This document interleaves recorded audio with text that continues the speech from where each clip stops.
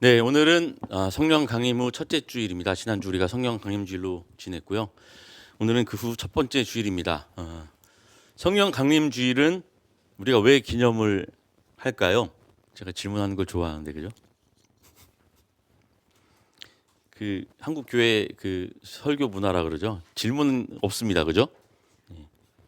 교회에서도 질문이 안 되고 심지어는 요즘 학교에서도 질문이 안 된다라고 뭐 얘기할 정도로 질문에 우리가 상당히 어색한데요. 질문을 제가 많이 던지니까 다들 표정분들이 네. 성령 강림주의를 왜 우리가 기념을 할까요? 네. 역시 들꽃학당의 그 모범생이자 개근이셔서 그런지 사실은 맞습니다. 성령 강림주일은 교회의 시작하고도 그 교회를 같이 합니다. 성령 강림 사건을 통해서 마가의 다락방에 모인 100여 명의 사람들이 예수 그리스도의 복음을 듣고 세례를 받고 그때부터 본격적으로 예루살렘에 그리스도교 공동체가 형성되었기 때문인데요. 근데 그보다 조금 더 근원적인 이유가 있습니다. 바로 그것이 무엇이냐? 예수께서 우리를 떠나셨기 때문입니다. 본래 예수가 오시기 전에 유대교에서는 누구만 있으면 상관이 없을까요? 창조주 하나님, 그죠? 야훼 하나님만 섬기면 되었습니다. 그래서 성전을 짓고 율법을 만들고 율법에 주석을 달아서 방대한 그런 말씀을 형성해 왔습니다. 사실 창조주 하나님은 그 자체로 우리가 볼 수도 없고 보아서도 안 되며 심지어 이스라엘의 전통에서는 하나님을 보는 순간 죽는다라고 할 만큼 두려운 존재였습니다. 인간이 저 크고 크신 무궁무궁하신 하나님을 직접 뵌다 상상도 할 수 없는 일이었습니다. 그래서 항상 하나님을 대면하기보다는 하나님의 말씀, 그와 맺은 계약, 율법을 우리는 마주하면서 그 율법에 맞게 살아가며 율법을 지키며 실천하며 살아가야 한다라고 하는 것이 핵심 믿음이었습니다. 그래서 그때는 율법이 중요했습니다. 혹은 하나님의 말씀이라고 여겼던 그 성서가 중요했던 것이죠. 그때 당시 성서는 구약 성서입니다. 그러다가 예수께서 이 땅에 오셨습니다. 예수께서는 오늘 요한복음 말씀처럼 그가 하고자 하는 말씀, 예수의 생각, 또 예수의 행동 하나하나가 하나님의 생각, 하나님의 의지 그 자체였습니다. 그래서 예수께서 십자가에 달려 죽으신 후 많은 사람들이 슬퍼하다가 그의 부활을 경험하게 되고 예수의 부활을 경험한 사람들은 바로 그가 하나님의 아들이었다. 우리가 그토록 기다렸던 메시아였다. 우리는 예수를 통해 누구를? 하나님을 보고 경험했다라고 고백하기에 이르렀습니다. 그래서 많은 사람들이 공동체를 이루어 예수 그리스도의 복음을 받아들이고 예수를 그리스도로 섬기며 신앙을 유지해 왔습니다. 하지만 곧 예수께서는 부활하신 지 얼마 안 돼요. 하늘로 승천을 하셨다라고 알려져 있습니다. 그러자 손에 잡히는 것들이 완전히 다 사라져 버렸습니다. 율법도 아니고 또 우리 눈에 보였던 우리와 함께 살았던 메시아도 아닌 이제 그 누구를 의지하며 누구를 따라야 하는가 이런 다양한 의견들이 교회 내에 혹은 공동체 내에 난무했었습니다. 그래서 아마 초대교회 공동체는 고민을 했었을 것 같습니다. 어떡하지? 예수께서도 우리와 함께 안 계시는데 우리는 무엇을 보고 무엇을 지표로 어떤 것을 이정표로 따라가야 할까 고민을 하지 않았을까요? 그러던 중 오랜 이스라엘의 전통을 떠올리게 되었을지도 모르겠습니다. 하나님은 영이시다.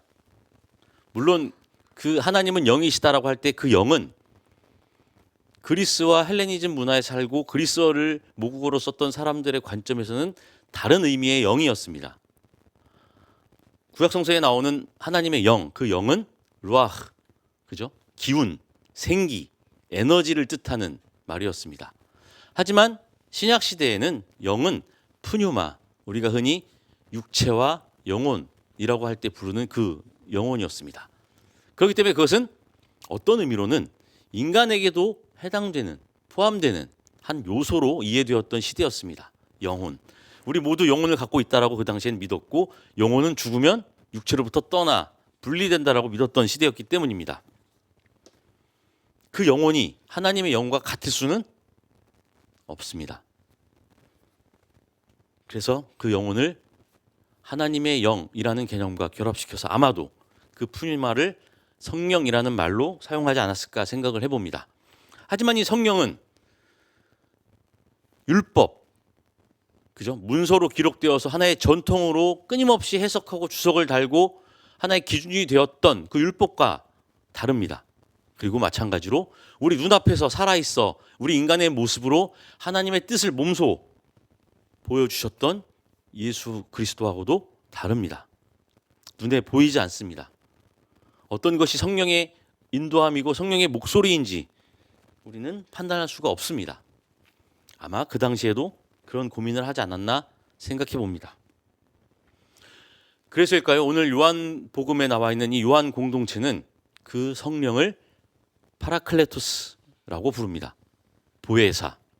제가 예전에도 한번 말씀 나누기를 통해 설명드렸지만 변론 혹은 변호인 혹은 대언자 혹은 돕는 이라고 하는 뜻의 단어입니다. 우리가 하나님의 뜻에 따라 살아가도록 예수님을 통해 보여주신 그 하나님의 뜻, 의지, 사랑을 몸소 실천하도록 돕고 우리를 지지해주고 우리에게 지혜의 말씀을 끊임없이 전해주는 그 하나님, 그 하나님을 우리는 이제 성령이라고 부르게 되었습니다. 그런데 오랫동안 한국 교회에서 특히 이 성령이라는 말은 많이 오염되고 왜곡되어 사용되어 왔습니다. 어떤 의미로 왜곡되었을까요? 어렸을 때부터 교회 다니셨던 분들은 다 아시겠죠? 성령 받아라 많이 들어보셨을 겁니다. 제가 어렸을 때 다녔던 교회도 그렇고 다들 그 성령의 은사, 성령을 받아야 진짜 신앙을 갖게 된다 이런 말을 많이 들었습니다.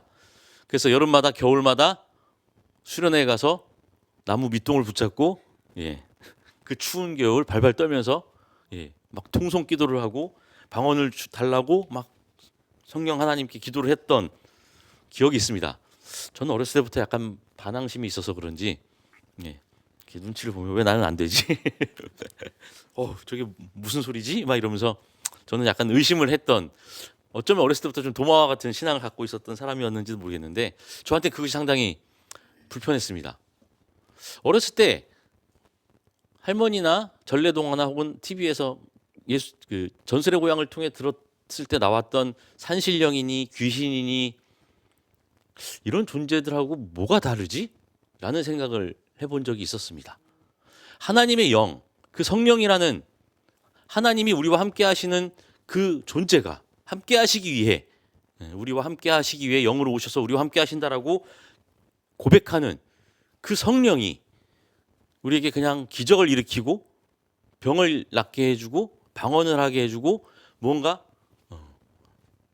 환상만 보게 해주는 그런 존재일까 과연? 그런 고민을 했었습니다. 그래서 저는 신학을 공부하고 처음 이제 그 신학의 길을 걸으면서 이 성령이라는 말을 하는 것을 되게 꺼려했습니다.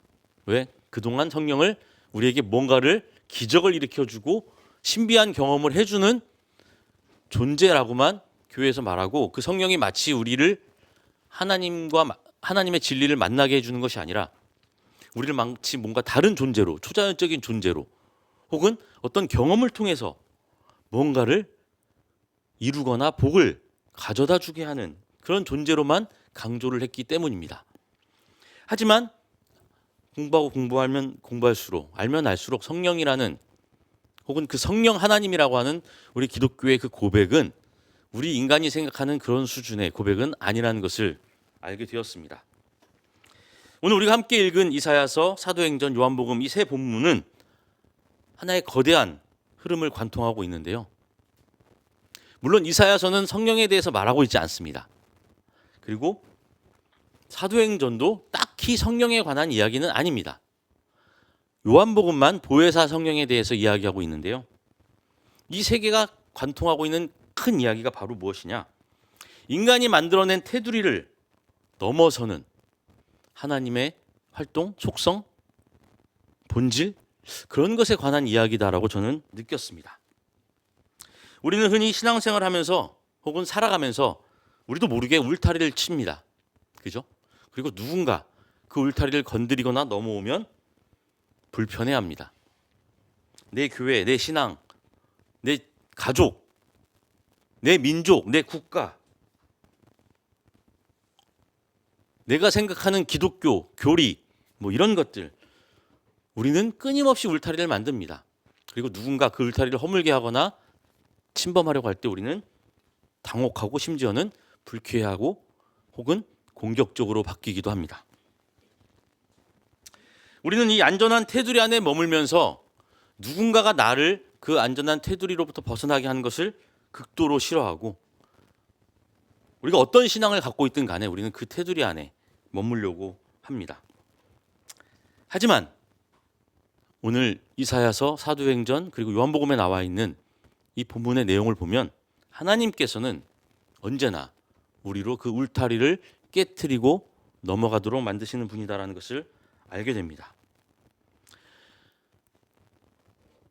오늘 말씀을 통해 우리는 율법, 그리고 민족, 그리고 종교라는 틀을 넘어서서 활동하시고 우리에게 역사하시는 성령 하나님의 그 활동 방식을 알게 되고요.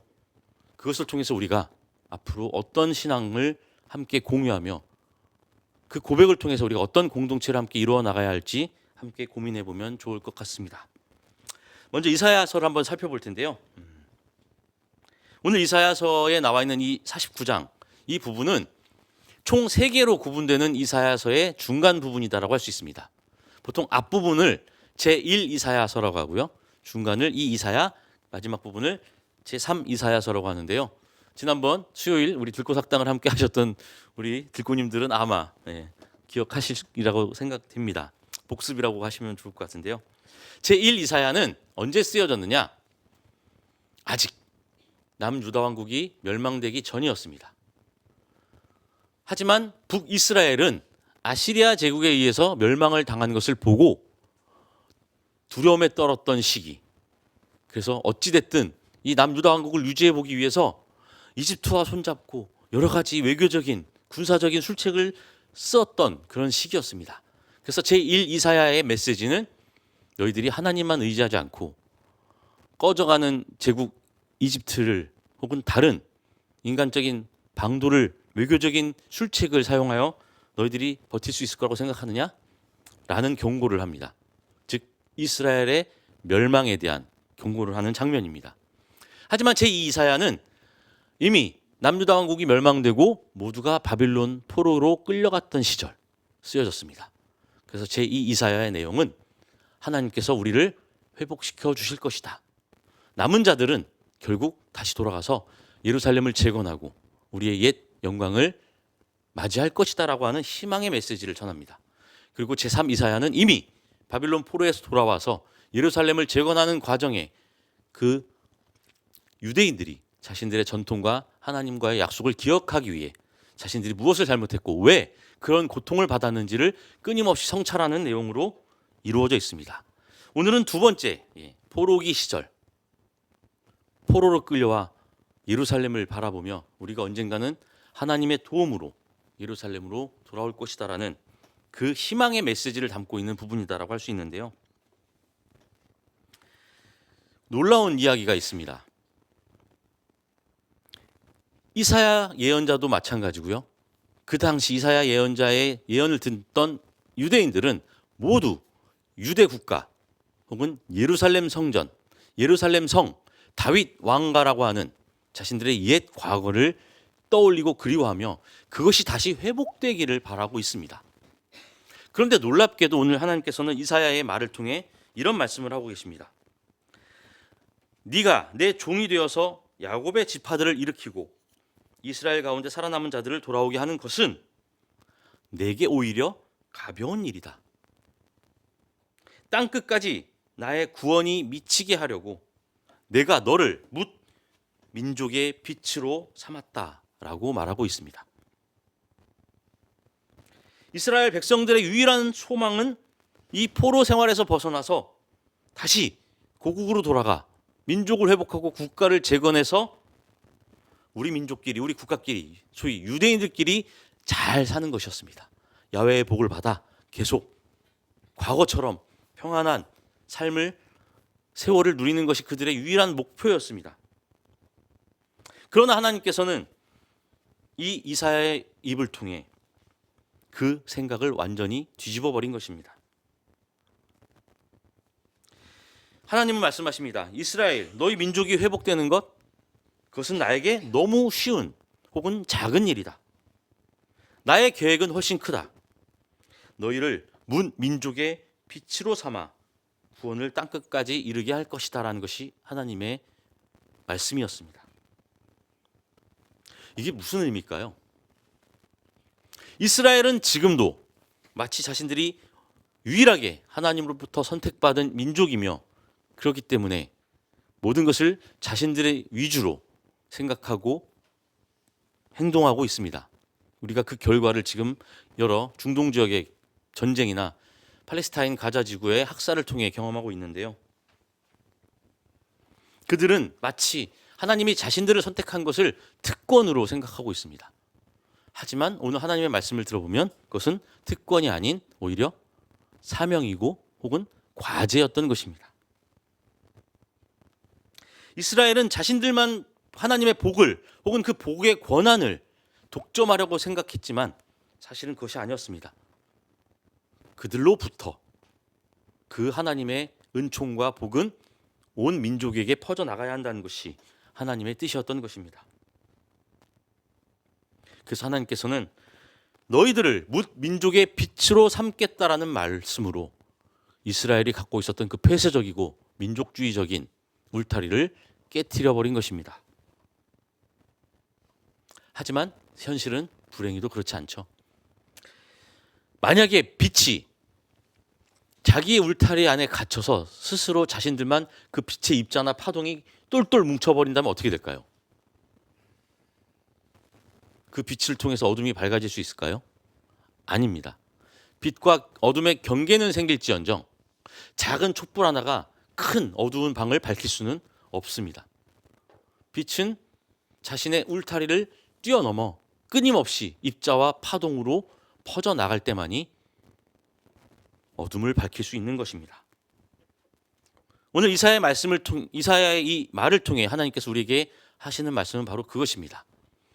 하나님께서 하시는 활동은 우리가 지금 성령 하나님으로 고백하는 그 하나님이 우리와 함께 하시고 이 세상에 역사하시는 방식은 누군가에 의해 독점될 수 없고 우리가 만든 울타리에 갇힐 수 없다는 것입니다. 그것이 아무리 우리가 대의적으로 바르고 올바른 길이라고 해도 말입니다.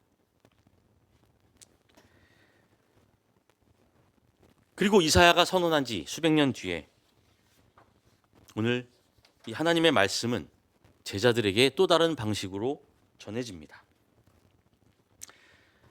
사도들이 부활하신 예수 주변에 모였습니다. 그래서 예수님께 이렇게 묻습니다. 주님께서 이스라엘에게 나라를 되찾아 주실 때가 바로 지금입니까? 마치 바빌론 포로기에 있었던 이스라엘 사람들의 바램과 너무나도 같은 요구입니다. 그들은 부활하신 예수님을 만나고 가장 먼저 한 질문이 이겁니다. 우리가 이제 나라를 되찾을 때가 되었습니까? 자, 이건 무슨 말일까요? 예수께서 십자가에 달려 돌아가실 때까지만 하더라도 제자들은 망했구나. 우리가 믿었던 예수님은 우리가 생각했던 그런 존재가 아니었구나. 우리는 예수님의 기적, 그의 가르침, 그의 놀라운 행적을 보고 예수께서 우리를 로마로부터 구원해 주실 구원자라고 메시아라고 생각했는데 그냥 반란죄로 처형당한 죄인이었을 뿐이구나라고 좌절했을 것입니다. 그래서 예수께서 돌아가신 후 예수님의 제자들은 모두 뿔뿔이 흩어졌습니다.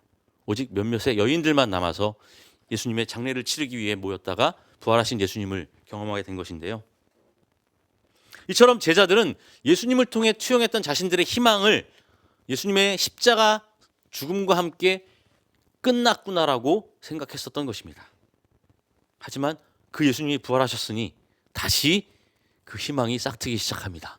그래서 부활하신 예수님을 보자마자 주님, 이스라엘에게 나라를 되찾을 때가 바로 지금입니까? 라고 물었던 것입니다.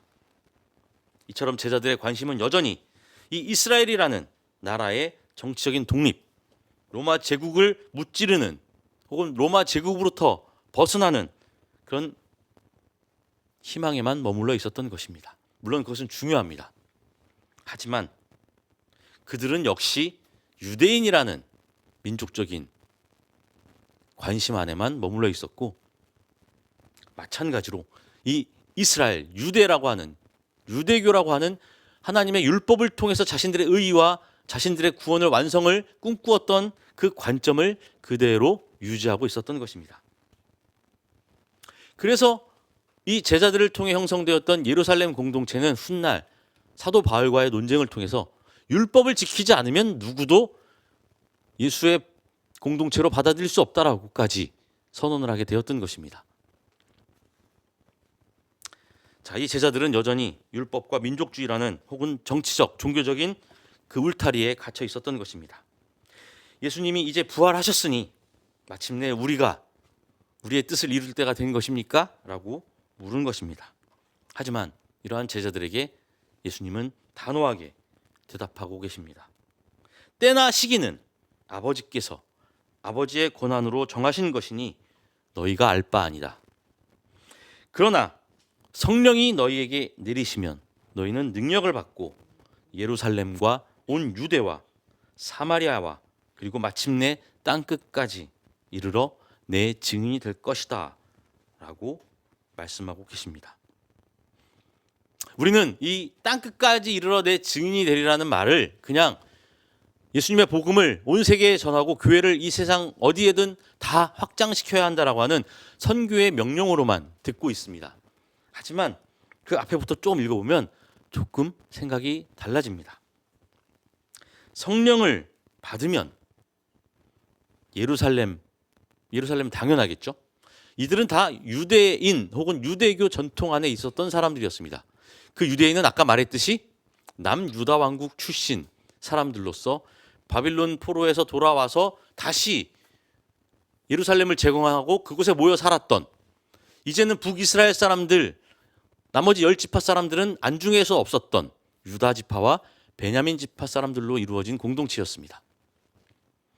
여전히 그 생각 안에 머물러 있었던 것입니다. 그런데 그들에게 예수께서는 뭐라고 하셨느냐? 예루살렘과 온 유대, 당연하죠. 거기에 플러스 사마리아 그리고 땅끝이라는 말을 남기셨습니다. 사마리아는 어떤 곳입니까? 이 유대인들에게 사마리아는 선한 곳이 없는 저주받은 곳이었습니다. 종교적으로 민족적으로 타락하고 혼합된, 결코 상종해서는 안 될 땅이었습니다. 근데 예수께서는 사마리아까지, 그리고 오로지 하나님으로부터 선택된 민족이라고 하는 자부심으로만 버텼는데 그 울타리를 넘어서 땅 끝까지라고 하는 말을 전하셨던 것입니다. 예수께서는 이렇게 제자들이 가진 그 틀을 깨뜨려 버리셨습니다. 너희는 언제 어떻게 이스라엘이 다시 회복되고 다시 예전처럼 강대국이 될 거냐라고 나에게 묻지만 성령 하나님의 관심은 그렇지 않다 라고 말씀하고 계신 것입니다. 성령이 우리에게 임하시면 우리는 종교적 기득권이나 세상의 권력을 탐하는 것이 아니라 이제 예수가 몸소 보여주었던 하나님의 사랑, 하나님의 평화, 그 정의를 몸소 실천하고 전하는 증인이 되는 것이다라고 오늘 예수께서는 말씀하고 있는 것입니다. 이 성령의 전언은 우리가 쌓은 울타리를 벗어나 혹은 내가 나 중심으로 쌓아왔던 울타리를 벗어나 내 밖으로, 우리 밖으로, 이 세상으로 나아가라고 하는 하나님의 명령을 그대로 우리에게 말씀해 주고 계십니다. 이제 예수께서는 보혜사 성령에 관해 말씀하고 계십니다. 보혜사 곧 아버지께서 내 이름으로 보내실 성령께서 너에게 모든 것을 가르쳐 주실 것이며 또 내가 너에게 말한 모든 것을 생각나게 하실 것이다. 보혜사 성령을 통해서 우리는 비로소 예수께서 하나님과 하나 되셨던 것처럼 우리가 예수 그리스도와 하나 되도록 이끌어 주신다는 것입니다. 우리는 어떻게 모든 테두리를 넘어서 그 성령의 방식에 따라 살아갈 수 있을까요?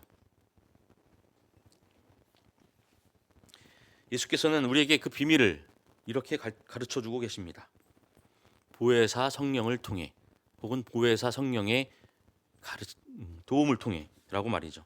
우리가 홀로 우리의 생각과 우리가 갖고 있는 전통, 생각, 신앙을 통해서가 아닌 그것을 우리에게 끊임없이 고양시켜주고 우리의 귀 속에서 끊임없이 지혜의 말씀을 통해 우리를 북돋아 주시는 보혜사를 통해 가능하다는 것입니다. 당시 종교 지도자들은 딱딱하게 굳어진 화석화된 율법 그리고 교리로 사람들을 정죄하고 자신들만 의롭다라고 주장했었습니다. 그의 예수께서는 그들을 회칠한 무덤이라며 강하게 비판하셨죠. 그들은 하나님의 영, 성령의 일하심을 인정하지 않았습니다.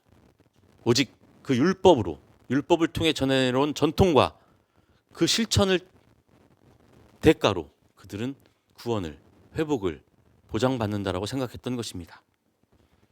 하지만 성령은 우리가 생각한 것 혹은 그들이 생각했던 방식과 다릅니다. 성령은 문자화된 조문, 전통, 율법에 갇혀 있지 않습니다. 그리고 우리가 살아가면서 우리의 몸을 통해, 삶을 통해 예수님의 가르침을, 그 행동을 구체적으로 떠올리고 실천하도록 이끄시는 힘, 지혜의 목소리입니다. 원수를 만났을 때 원수를 사랑하라고 하시는 그 예수님의 마음을 우리 귀 속에 속삭여 깨우치도록 하는 목소리입니다. 고통당하고 소외된 이웃들을 만났을 때 지극히 작은 자에게 한 것이 곧 나에게 한 것이라고 하신 그 예수님의 가르침을 우리 귀 속에 지속적으로 속삭이며 깨닫도록 하는 힘입니다.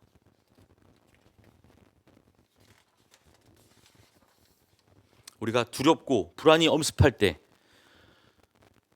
여러 가지 고통과 시련에 부딪힐 때 세상이 줄 수 없는 평안을 여러분에게 줍니다라고 말씀하신 그 예수 그리스도의 약속을 떠올리며 힘을 얻게 하시는 분이 바로 성령, 하나님 보혜사 성령입니다.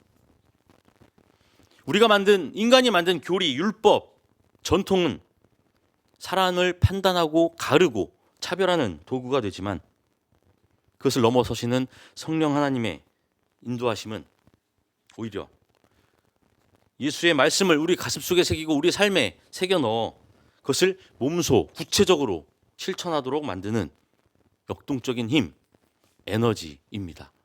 그 힘은 하나님께서 우리를 창조하실 때 불어넣으셨던 생기이며 하나님께서 이 땅을 창조하실 때 이 세상에게 하셨던 명령이기도 합니다. 이제 우리는 성령의 방식을 따라 예수의 말씀을 실천하는 삶을 살아야 합니다. 성령께서는 우리에게 지금이 우리가 이제 주도권을 갖고 이제 우리가 힘을 얻고 우리가 득세할 때입니까? 라는 질문을 버리게 하고 오히려 지금 내가 누구의 이웃이 되어야 합니까? 라고 묻게 하시는 하나님의 음성입니다. 사랑하는 우리 들꽃님들, 성령을 따라 사는 삶은 결코 나만의 평안이나 혹은 나만의 종교적 만족, 나 이런 신비로운 체험을 했어 라고 하는 자랑이 아닙니다. 혹은 나만 지혜롭다, 나만 정의롭다, 나만 옳다라고 주장하는 자기 고집도 아닙니다. 혹은 다른 사람에게 영향력을 미치는 어떤 신비로운 그런 은사도 아닙니다. 성령은 우리 자신을 넘어서고 우리의 생각의 틀과 고집을, 또 우리가 오랫동안 쌓아왔던 바른 전통도 있지만 잘못된 전통, 우리의 온갖 선입견과 온갖 개인적인 아집이 가득 차 있는 옛 율법으로부터 벗어나도록 하는 하나님의 힘, 창조의 능력입니다. 성령은 지금이 그때입니까? 라며 내 이익과 내 권력을 구하는 그 질문을 넘어서서 이제 땅끝까지, 아니 사마리아까지 사랑과 정의의 증언자, 실천자가 되도록 우리를 부르시는 하나님의 목소리입니다. 성령은 박제된 교리를 넘어서서 오늘 이 순간 그 교리가 담고 있는 참뜻, 예수 그리스도의 말씀, 그 하나님의 의지, 사랑을 기억하고 실천하도록 이끄시는 분입니다. 이제 우리의 좁은 울타리를 허물고 내 생각, 내 고집, 내 편견의 틀을 깨트려 우리 들꽃 향긴 공동체가 이제 세상 속으로 녹아 들어가 참된 빛, 그리고 참된 소금이 되기를 간절히 소망합니다. 소금도 마찬가지입니다.